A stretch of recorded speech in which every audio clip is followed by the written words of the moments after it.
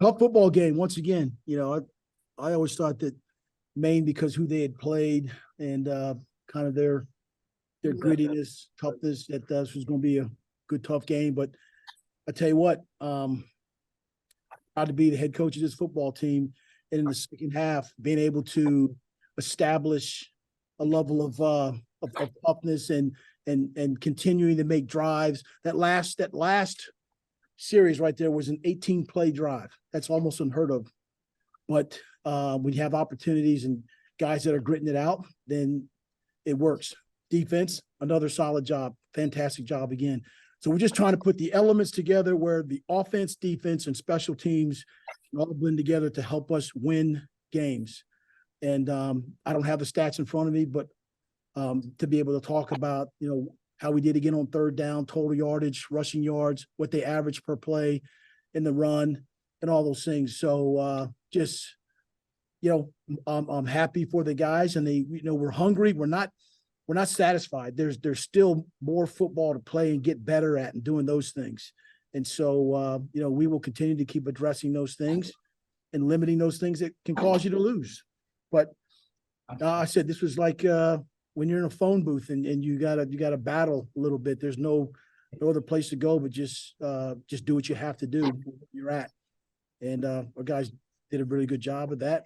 Proud to be 4-0 right now. I'm 2-0 in the conference. Questions? Hey, Mike, can you update us on the Bronson Yoder situation? No, he's I know it's an upper body issue. Don't know what it is specifically. And I'm quite sure by the time the next hour or so, we'll find out more in terms of what it is he's taking to go get whatever they do, x-rays or whatever they do to check out an individual that had to be taken off tonight. Thanks. Hey, Coach. Martin Lucas seemed to pick it up there when his number came up. What can you say about him and how he played today and how he's been improving in general? Yeah, I thought Martin did a great job. I mean, there were a couple runs that it was tough downhill.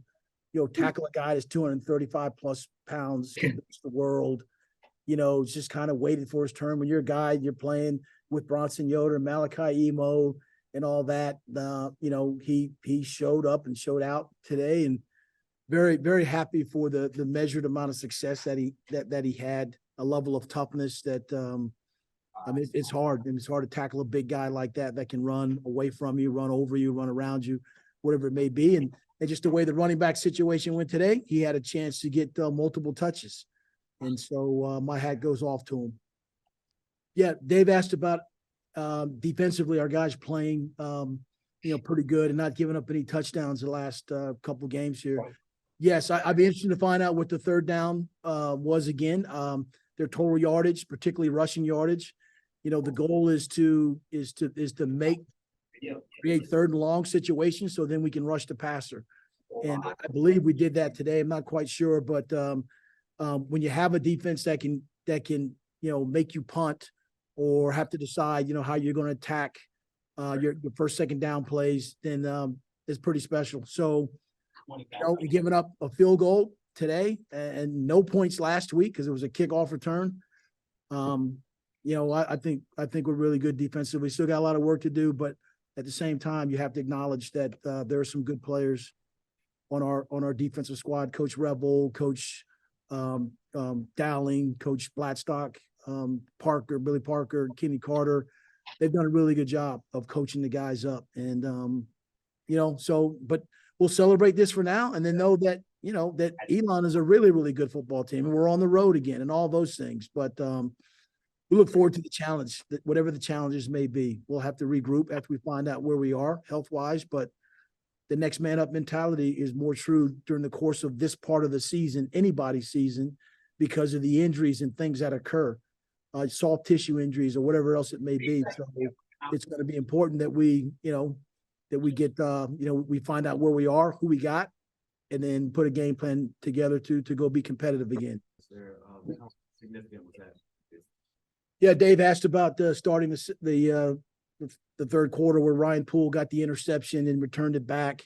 got us in the red zone. And, that was significant because we knew that, we could do some things that were going to impact those types of throws that they were making, right, wrong, or indifferent. They threw a couple downfield, got behind us and dropped it. That's college football. That's the way things go. But at that moment, we had an opportunity to read the route, read the quarterback's release, and then Brian did a great job of intercepting it and returning it back. So, and that's who he is. He was an all-conference performer last year. We're going to need him to be that again this year. So you only earn that as we go through this season, not on last season's accolades, but happy that he was able to do that and create a turnover.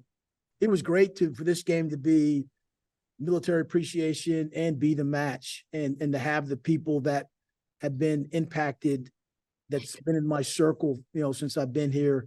Mark Williamson was here, obviously Charles Grant, those guys are both donors, and gave to someone whose life probably was definitely in peril, but they were selfless in their opportunity and their want to. My daughter Tyson was here. I'm wearing her shirt, about being the match. And so it's great when a cause like that can galvanize a community.